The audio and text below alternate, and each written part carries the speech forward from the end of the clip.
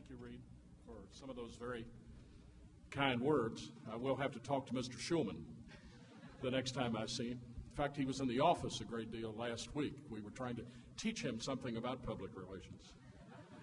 He obviously didn't learn much. For the past several days, I've been trying to think what I could say this evening that might be meaningful on an occasion such as this, and to tell you how I really feel. And there's also a lot of people in this room that know that I can't do that in a minute or less, or 2 minutes or less. But with the Archbishop's permission, I'd sort of like to add 2 commandments, if I can, to the list of 10 that you already know. And the first one of those commandments is, "Thou shalt return the gifts thou hast received."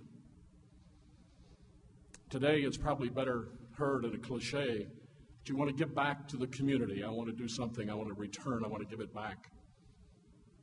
Actually, I look at it in a different way, maybe a little selfish, because what I do for the community gives me much more than I'm ever able to give to it. And I enjoy it, every minute of it. And I'm glad that the gifts that God gave me and that Catholic schools provided me with had given me that ability that I can share with others. The second new commandment, maybe, is, "Thou shalt remember those who helped thee along the way." None of us can make it alone. All of us have people that help. And thinking about that and who, I think back to Holy Spirit. Many of you in this room remember the name of Sister Cyrilla, who was principal and an 8th grade teacher. Was very instrumental in some of my thinking. Also hit my knuckles a few times. High school comes to mind, and Trinity. I'm very loyal to Trinity. It means a great deal to me.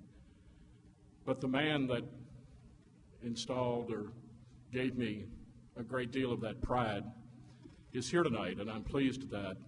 John Greno, who taught English and got me started on this newspaper or public relations career.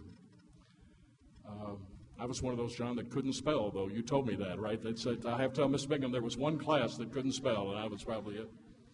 But somehow I made it through, so my thanks to John. Then to Bellarmine College for a couple of years, and Monsignor Horrigan, who probably didn't know at the time because he was president, but had a great deal of influence. Then to the University of Kentucky, and Dr. J.A. Macaulay, a journalism professor.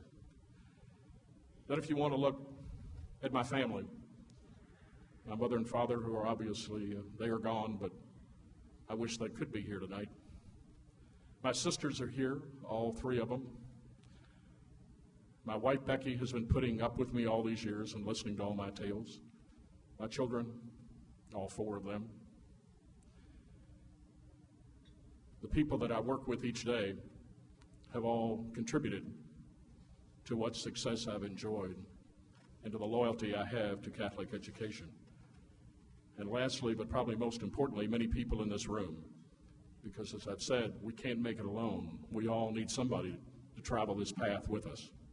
Thank you very much.